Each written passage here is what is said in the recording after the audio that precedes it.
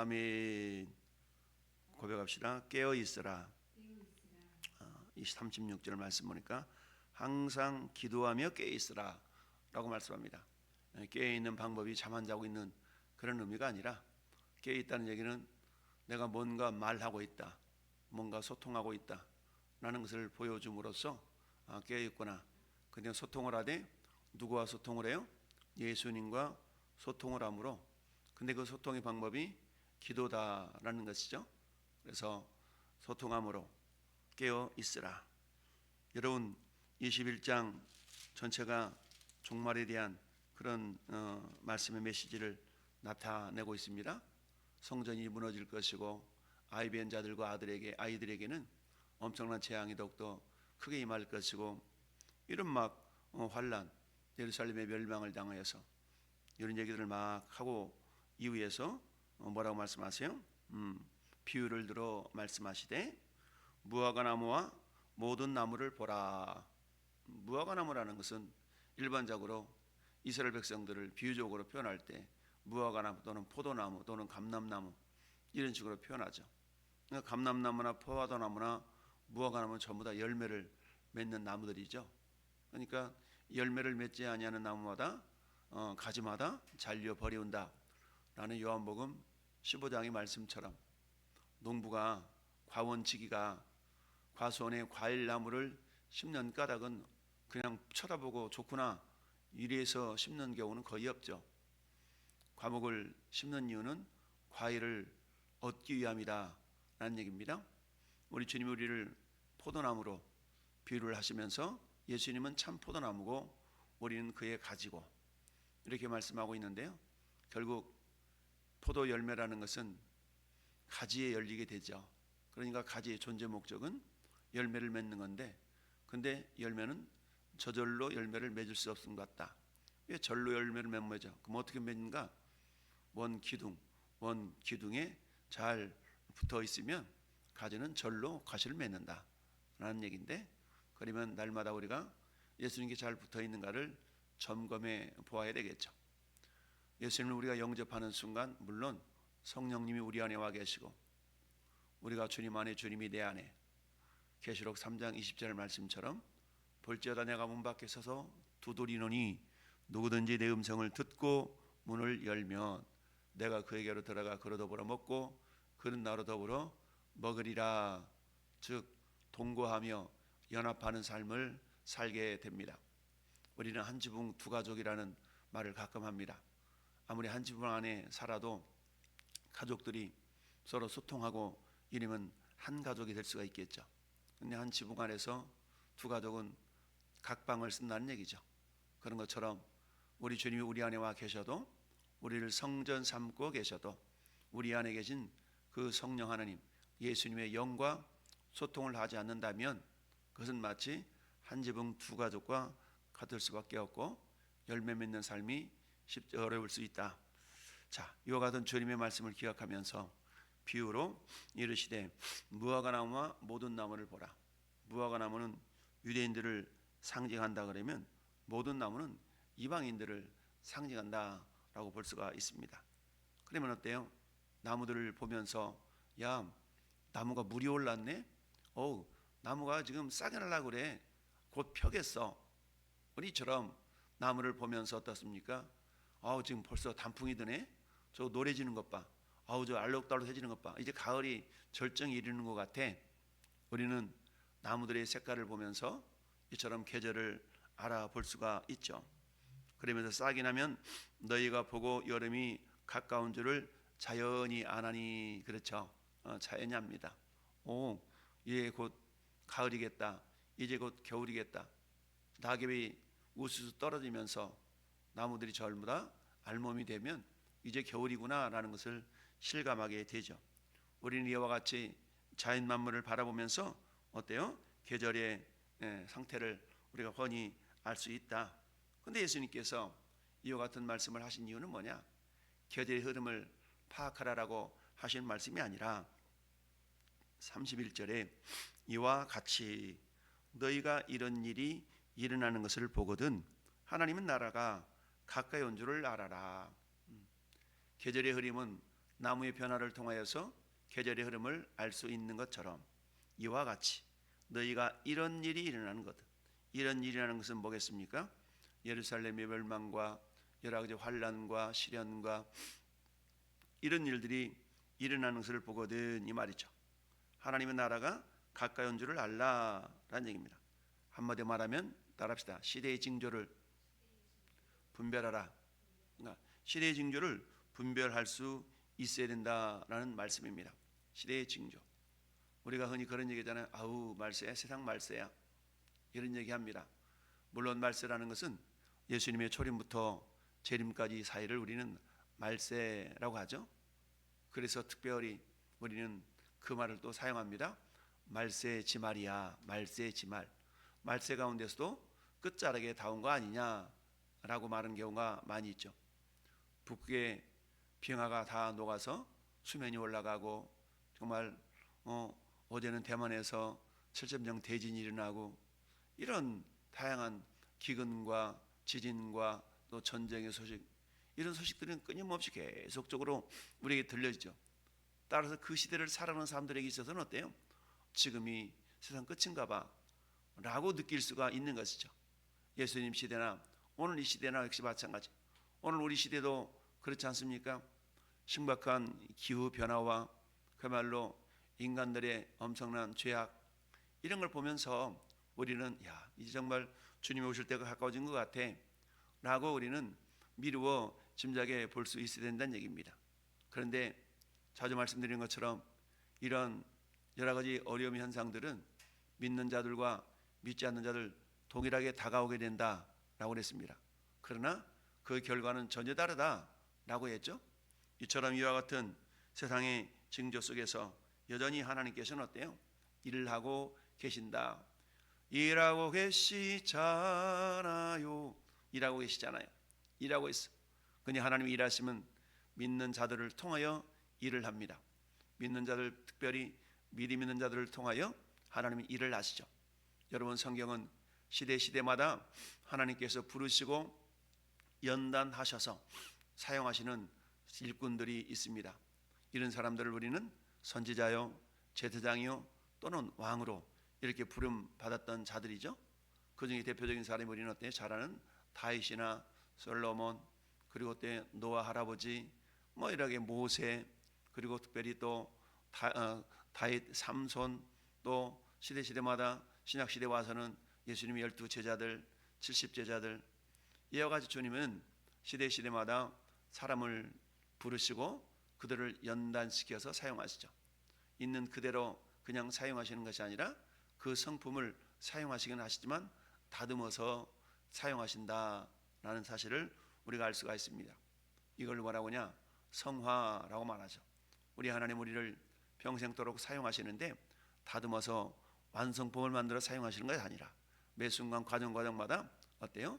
우리 주님의 다듬어 가심이 늘 우리를 통하여 나타나고 있다라는 얘기입니다.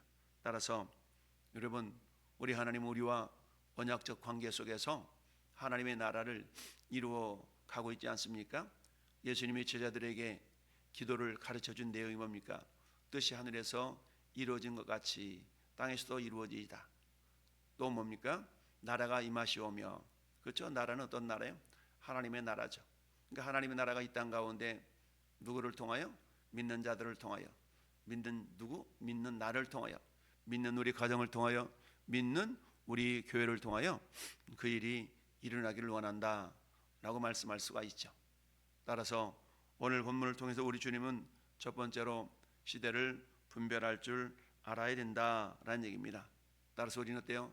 세상 시련과 역경과 환난을 이렇게 바라보면서 우리 믿음이 흔들리는 것이 아니라 이제 주님 오실 때가 가까이 왔나 보다라고 더 견고한 신앙으로 우리가 우뚝 설 수 있어야 됩니다. 그러면 내 사는 형제들아, 견실하여 흔들리지 말고 더욱 주의 일에 힘쓰는 자들이 되라. 이는 너희 소구가 주 안에서 결코 헛되지 않은 줄 내가 안다 라고 고린도전서 15장 58절의 말씀 우리가 기억할 수 있어야 됩니다. 자, 따라서 우리는 하늘의 약속을 우리가 이렇게 믿으면서 그 약속을 미리 내 것으로 당겨서 내 안에 영원한 샬롬, 에이레네의 은혜가 있어야 될 줄로 믿습니다.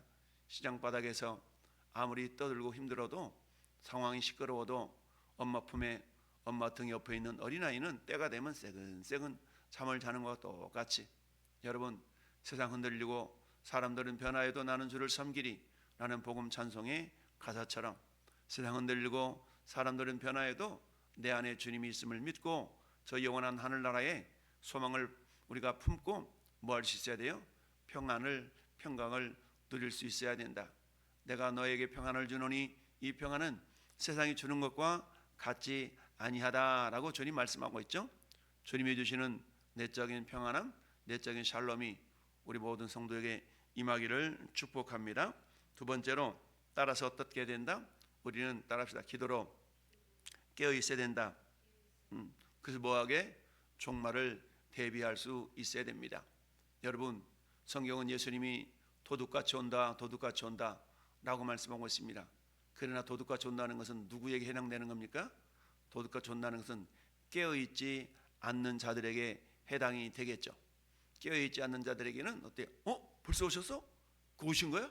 라고 말할 수가 있지만, 깨어있는 사람에게는 주님 어서 오세요, 제가 기다리고 있었어요 라고 기다림을 나타낼 수가 있는 것이죠. 이처럼 주님은 그렇게 말씀합니다.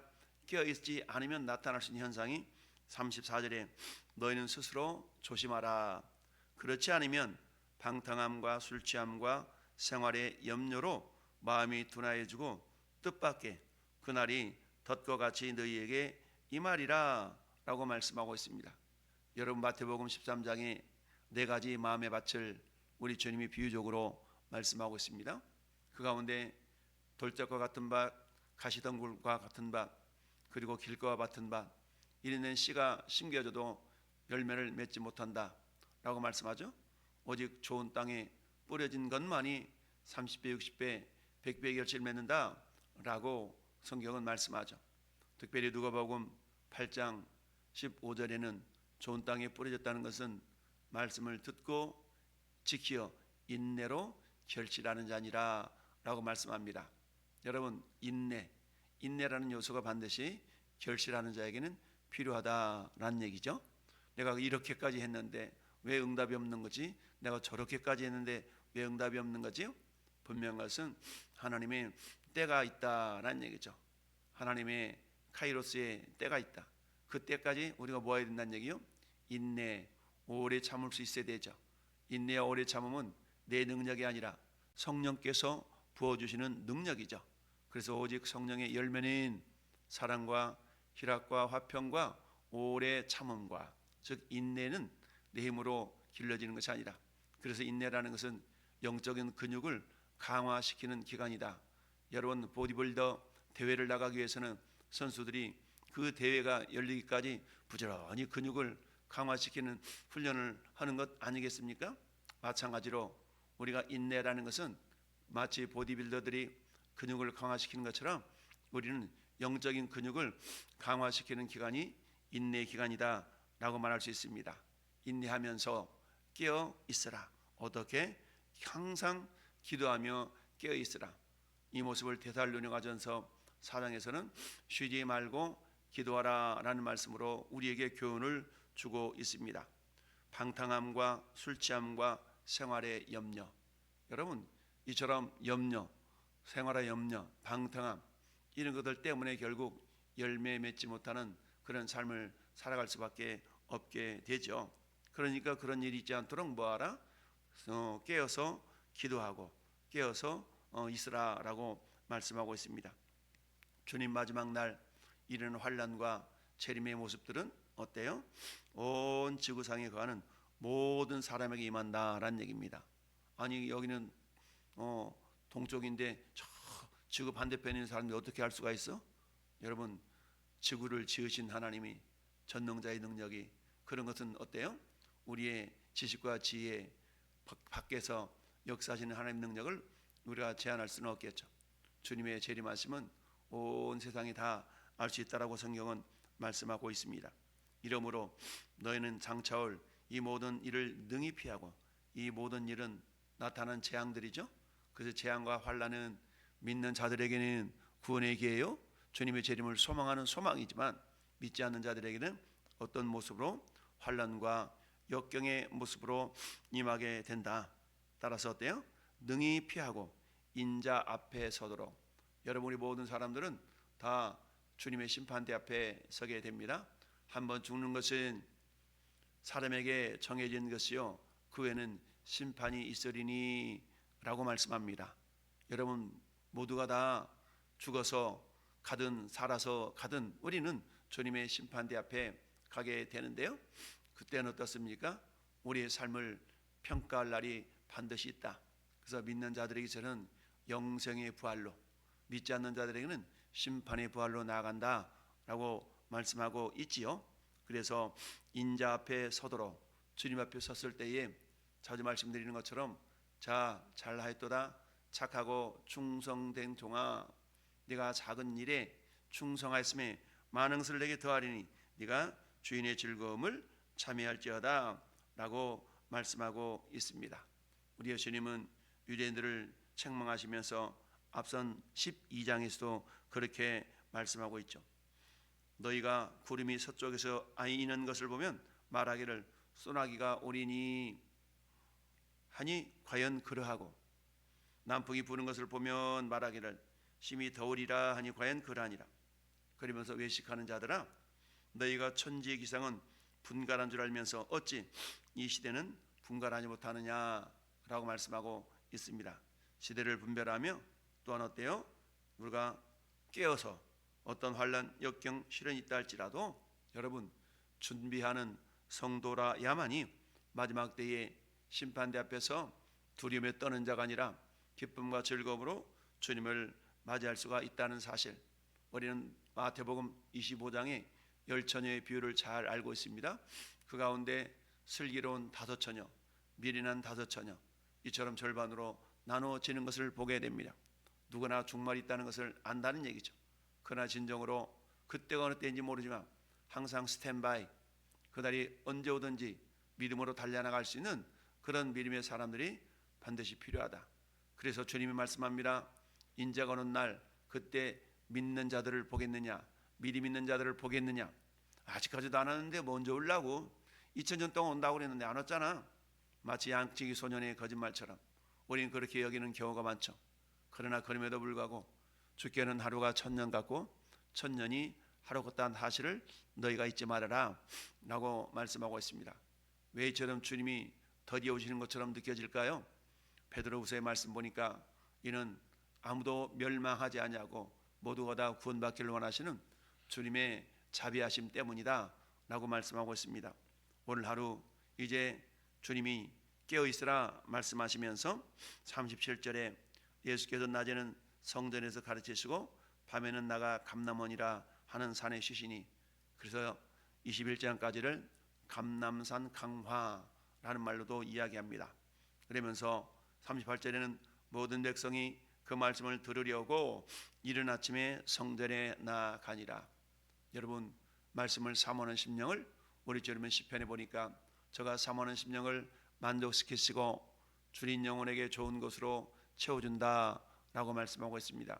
사모하는 믿음, 사모하는 마음을 우리가 가정으로 말미암아서 그 모습이 어때요? 말씀을 들으려고 이른 아침에 성전에 나갔다. 성전에 나가서 이른 아침에, 왜? 예수님이 이른 아침에 나오시니까 그 주님 말씀을 듣게 그랬다는 얘기죠.